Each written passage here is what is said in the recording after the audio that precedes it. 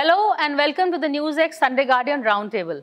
Where today we are taking a look at the fallout of the recent Indo-Pak conflict. The Operation Synindor is still going on, but what has been the fallout? What have we achieved both militarily and also in terms of India's place in the world? India has won militarily. We've achieved all our objectives of dismantling the terror infrastructure, but we seem to have lost the global narrative. I mean, if you look at it, we of course know what Donald Trump is doing. We're going to be discussing on his comments, but even Russia has been playing both siderism. In fact, no one really has come out strongly in India's favor the way China and other countries have supported Pakistan. So what is the way forward? What does Prime Minister Modi mean when he says the new normal? And we're going to also be discussing the larger message from Operation Synindor. Joining me on the program is Manvendra Singh. He's a BJP leader. He's also a member of the Territorial Army. He's the chairman of the Soldier Welfare Advisory Committee of Rajasthan and the editor-in-chief of Defence and Security Alert. Ajay Bisaria, former High Commissioner of India to Pakistan. In fact, he was there during Operation Balakot, but was asked to leave soon after when we abrogated Article 370. He's written a very interesting book on India-Pakistan relations called Anger Management. So we're going to be discussing the way forward from that. And Dr. Sanjay Baru, he is the former media advisor to Dr. Manmohan Singh. He is a policy analyst, a geostrategic and political commentator. Manvendra, I'll begin with you first. Your first, let's just go over the brass tacks and the immediate takeaways from Operation Synindor. I think the most important takeaway and significant for somebody living in India and having witnessed so many terrorist incidents over the last 30 years, specifically to do with Kashmir, is that Indian military might or capabilities were able to target specific terrorist infrastructure setups, whether it is Jaish-e-Mohammed, whether it is Lashkar-e-Toiba, or Hizbul Mujahideen.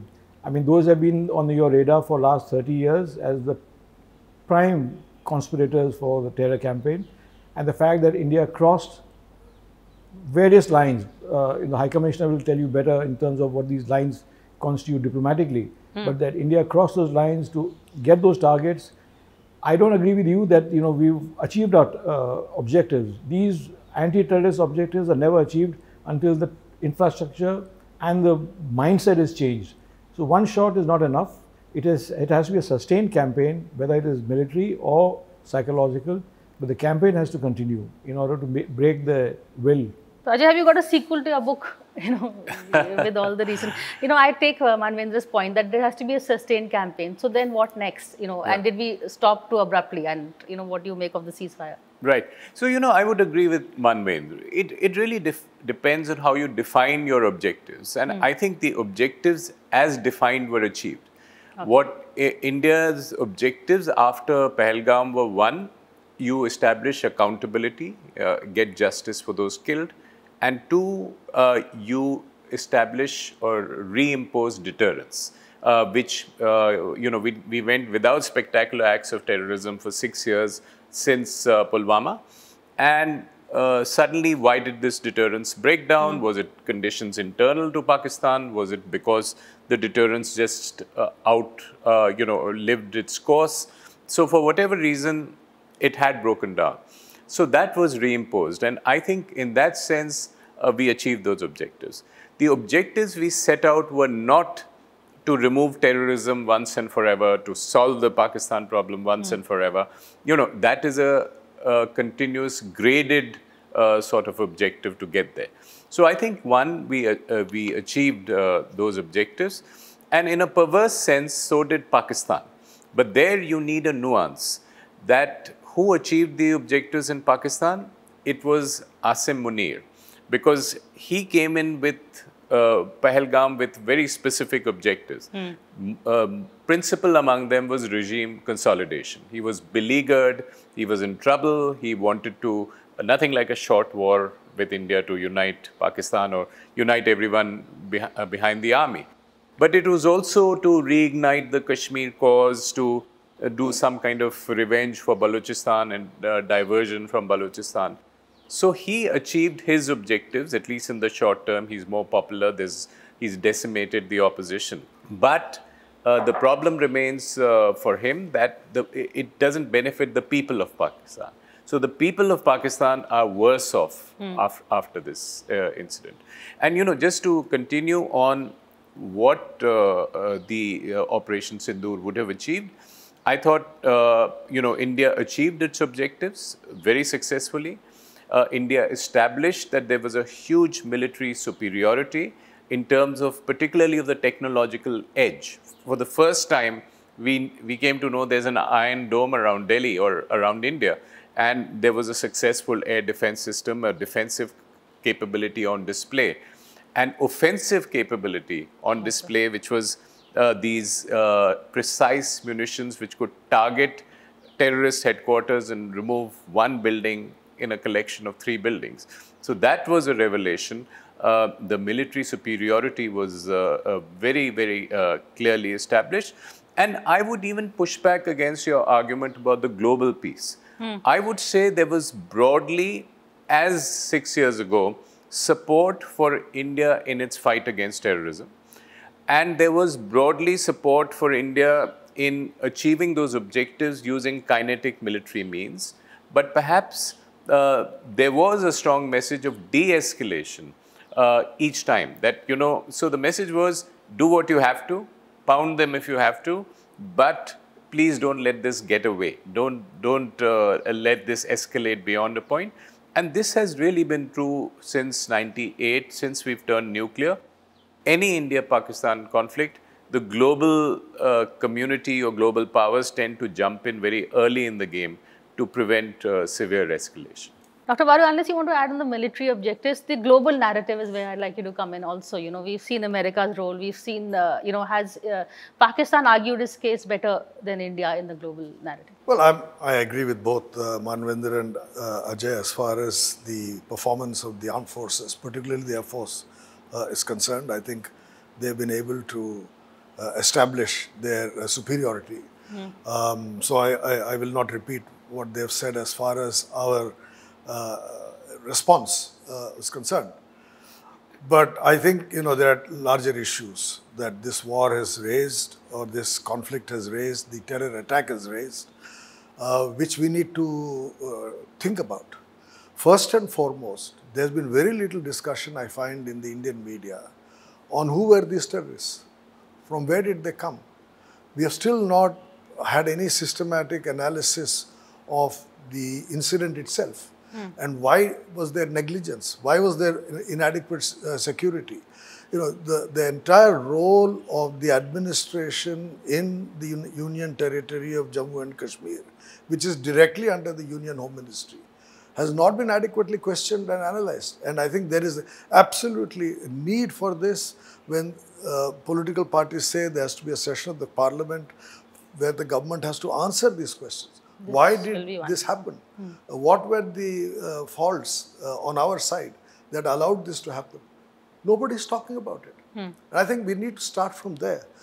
And in some ways, to come to your question, the global response this time has been very nuanced and is linked to, in my judgment, a growing international feeling that a lot of this problem, you are also contributing to it. The earlier narrative that, this entire source of terrorism is outside of India and we are the victims. I think a lot of people are questioning this narrative and saying, what are you doing to prevent it? Or what are you doing to encourage this whole narrative? When Donald Trump said this is a 1,000-year problem, people laughed at him. They say, what 1,000 years? India and Pakistan are hardly 75 years old. It's not 1,000. What was he saying? Why, whoever briefed him about this problem, put this idea into his head that this is a 1,000-year problem. He's directly linking it to the Hindu-Muslim tensions in the region. After all, we ourselves say it's a 1,000-year, battle. And to relate a bilateral dispute, a armed conflict between two nuclear powers, to its historical origins, and to its sociological and cultural origins, which is exactly what Donald Trump has done. There's a tendency for us, a lot of us, to now laugh at Donald Trump. But I think if you look at a lot of his moves, I see, at least as far as India is concerned, he's so razor focused on the objectives he's looking for.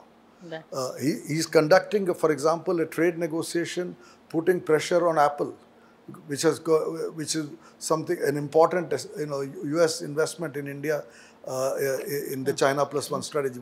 I won't go into that.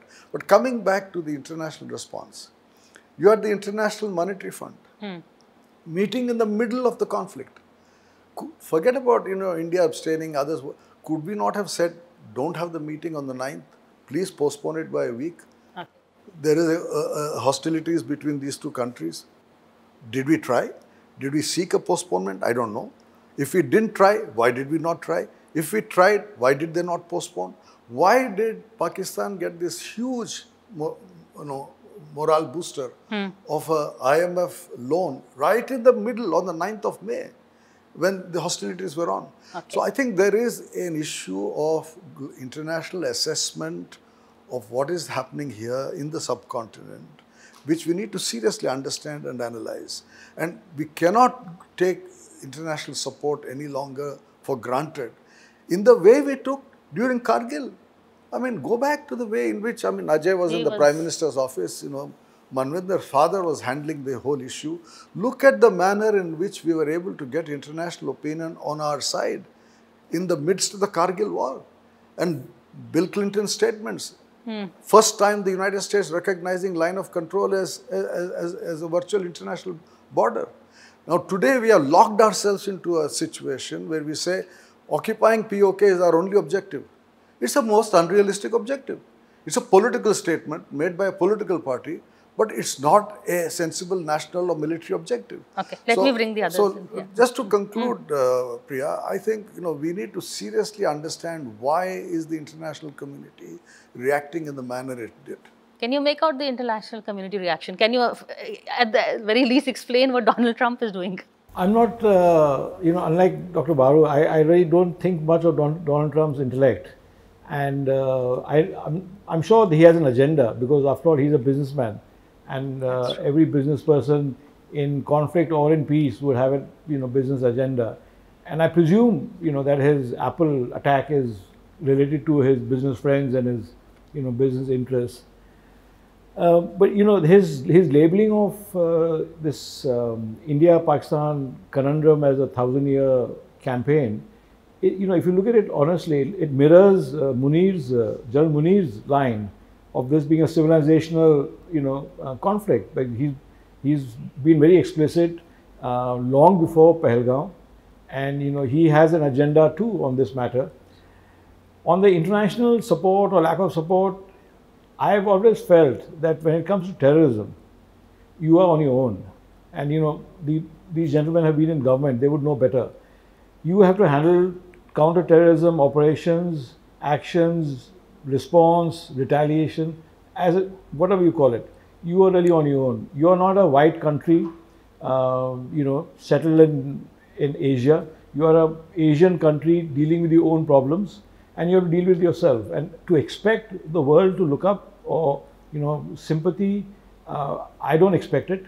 I never did as an Indian, and I know that this is my own battle, and I'll have to fight it myself with the resources that we have. And I think we've done it fairly well. I mean, the Indian state over the years, whatever the restraints, whatever the compulsions, I think the Indian state has done a remarkable job. Across party line. I'm not highlighting one government over the other, but the state has really done a good job, I think, without banking on any international thaptapa. Without the international thaptapa and the re-hyphenation of Pakistan with India, how do we move forward?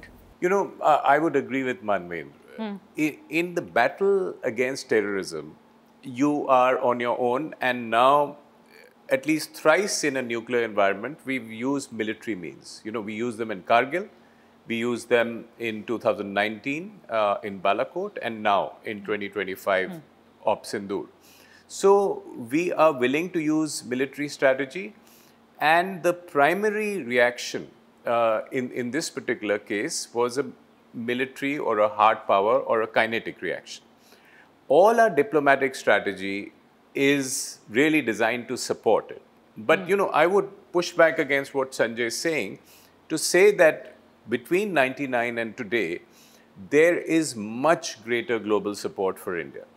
And the index of this support is not anything else, but the fact that when India does this kinetic operation against terrorism, there's nobody condemning India for violating the territorial sovereignty of Pakistan.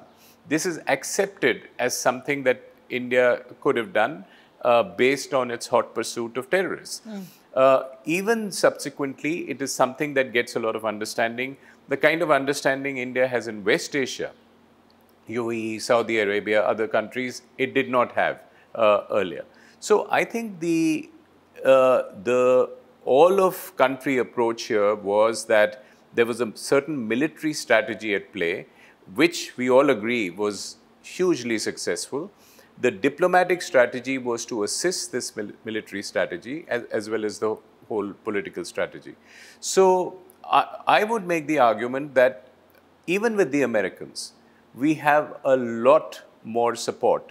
You know, in 2019, Mike Pompeo revealed in his memoir that the US played a role that, what I've mentioned in my book is that the de-escalation point was that the hard power use of India, the possibility of missiles coming in, had Pakistan lose its nerve and de-escalate.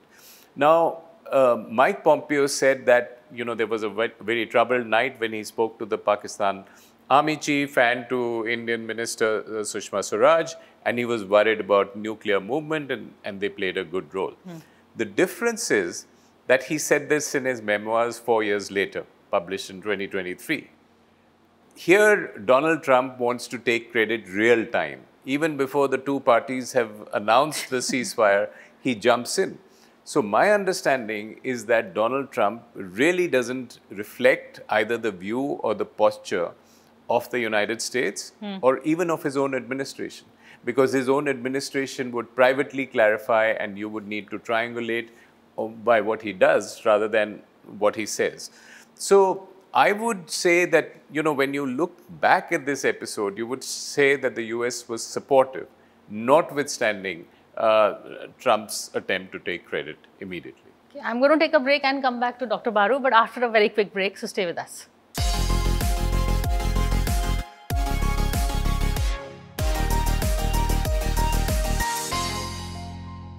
Hello and welcome back to the NewsX Sunday Guardian Roundtable. We're taking a look at the fallout of the recent Indo-Pak escalation. And Dr. Baru, you know, you were talking about the global impact, and you were saying in terms of the US reaction, which we should not undermine it.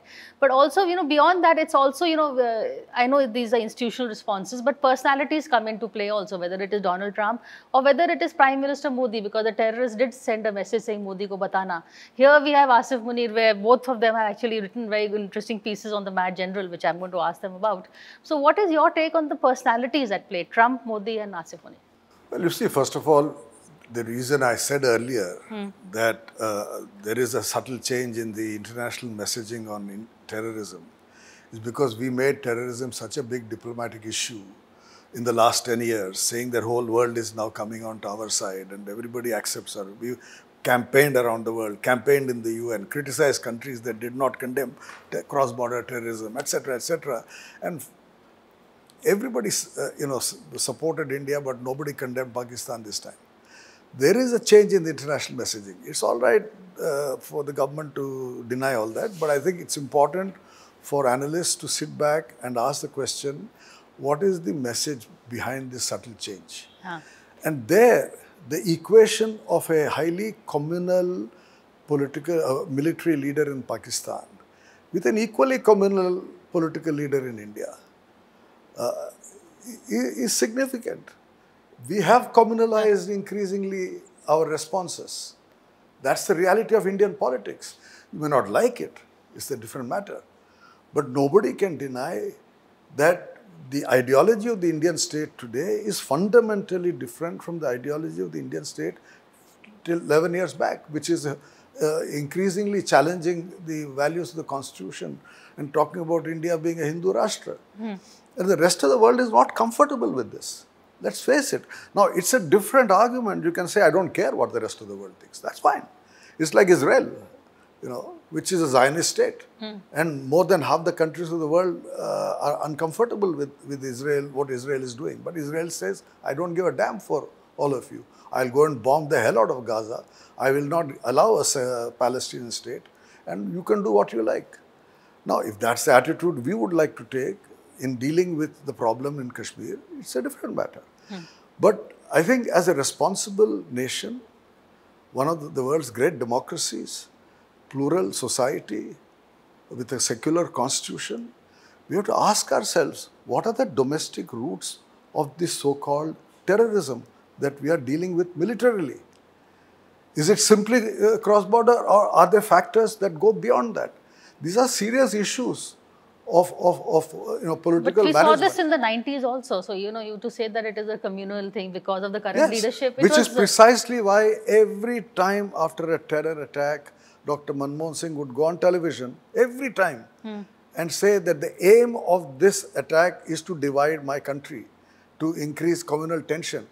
This time, only Vikram Misri. But at every briefing, he reiterated. Yes. And how he was trolled?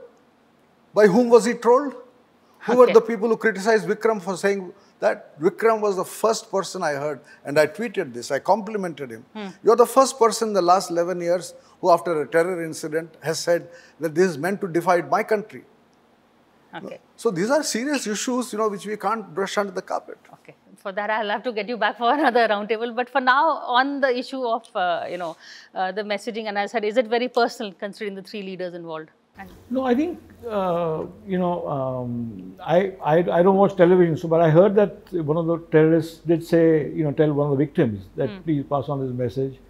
And if you look at, the progress of events pre-Pahalgam and, the great scoop that one of the print journalists has done in terms of the sourcing of satellite images of Pahalgam through a Pakistani, dodgy Pakistani firm with Maxar and how that whole thing has played out.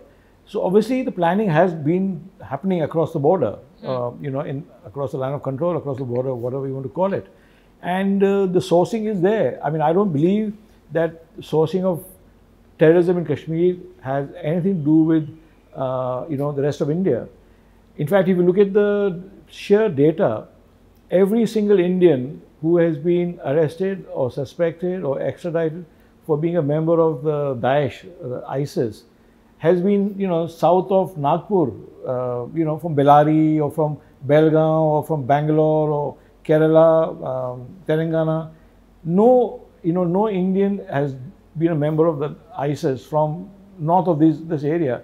And surely those people have, that part of India is not affected in a physical sense. Of course, the whole of India is affected mentally, emotionally when an incident happens in Kashmir. But in that sense, there's no direct, connection. So I don't believe that part. I do believe that the messaging is directly from across, and the messaging, as the High Commissioner alluded to, it's got to do with domestic compulsions within Pakistan. If you look at just the sheer popularity graphs, at one time, the most popular Pakistani is lying in jail. And the culprit of this whole episode is sitting in army headquarters as the chief of army staff, and suddenly this action happens, and the graph is completely changed, and the guy in jail is now ignored, is not even relevant to Pakistani politics today, and the whole center of gravity has now become the chief of army staff, as you'd like it to be, because he thinks he's on a mission, and he wants that to be the focus of Pakistani politics, Pakistani policy. How that plays out, I can't say. But if the past is anything to go by, it's not going to play out prettily in Pakistan. It's going to be shabby, and it's always going to be shabby, because these are forces which are can only be counteracted politically within Pakistan, and the Pakistanis have that ability to rise up to these kind of characters. One last point, there's an interesting tweet by Zalmay Khalilzad after the 9th of May rioting in Pakistan when Imran Khan was arrested. And in that tweet, he specifically accuses the Chief of Army Staff for using gutter language in his visit to the Sialkot garrison. basically accusing elements within the army for inciting the rioters against the army. And he's used, as Khalilzad says, he's used gutter language in uniform. It's a mindset which I think needs to be analyzed even further. I'm not capable of analyzing, beyond a certain point because my access is limited. But it's something that's worth analyzing in terms of, where we are headed in dealing with this character. You wrote also about this character, as he calls him. So, in terms of the personalities and Asif Munir, has he as you talked about the gains, but how do you see how much of it is it is deeply personal also what has happened? Yes, it is personal for him. But first on the other points we've been discussing, and that's I think an important analysis to make about this the terrorism issue and how we deal with it in India. Because again, I don't speak as government. I am no longer in government, I speak as an analyst.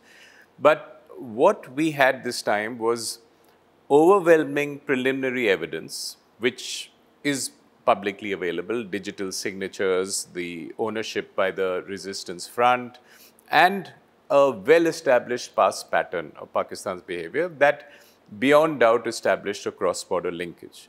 And India acted based on that. Now, for me, this was part of a piece, part of a security posture that was 2016, 2019 and 2025. It was a posture. But what it has now solidified into is a doctrine reflecting a national mood of zero tolerance to terrorism and of assured response to terrorism, every act of terrorism being an act of war, and therefore we have to react to it.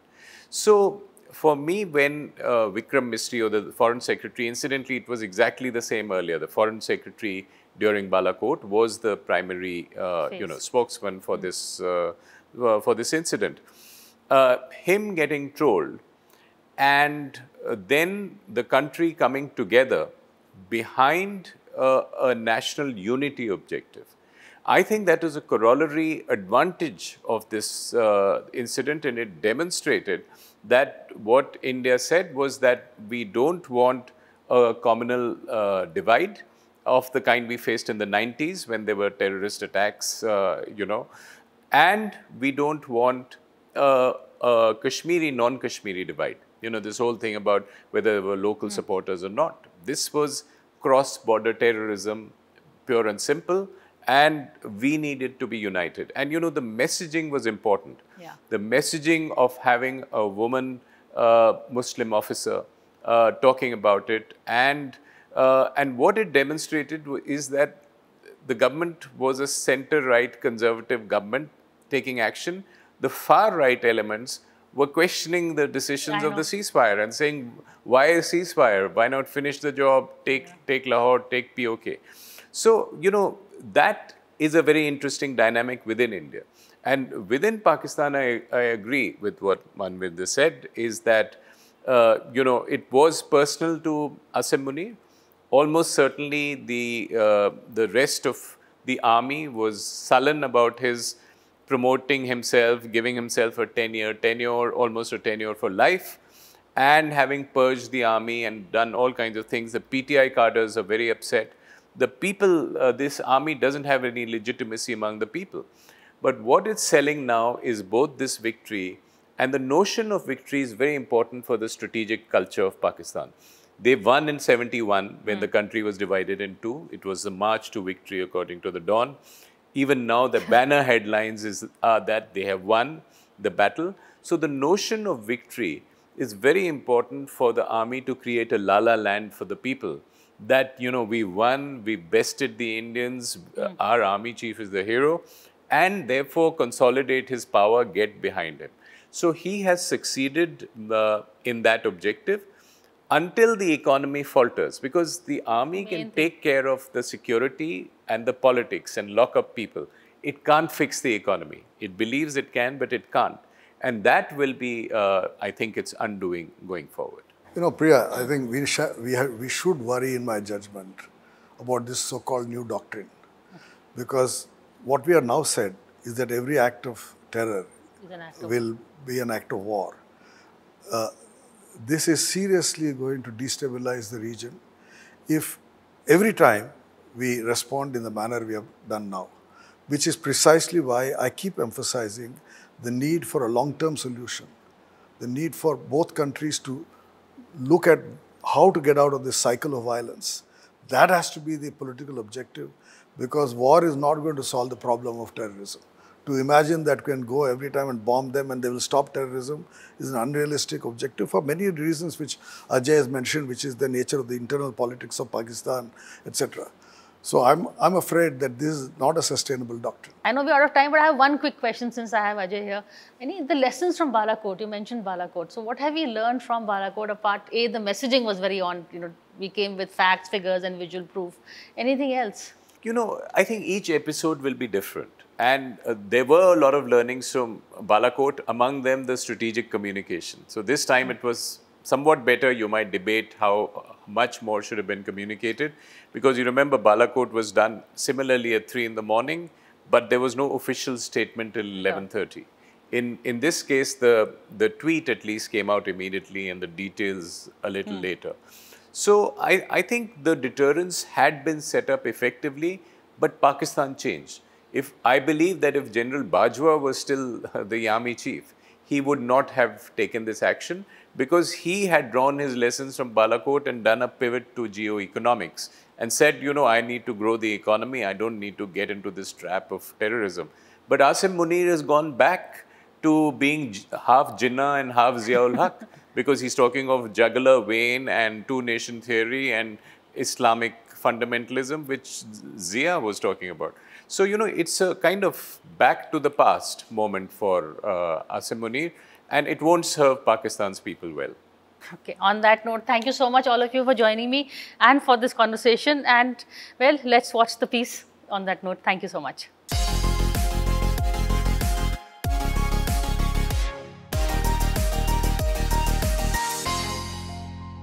For more such videos, subscribe to the NewsX YouTube channel, hit the bell icon.